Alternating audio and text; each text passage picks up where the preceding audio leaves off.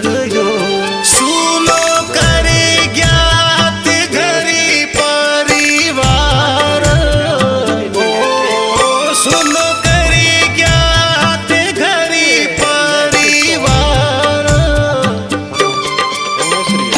हियो मारो टूटे गयो, लागे आजी रमैयो मासूरूट गयो। लागे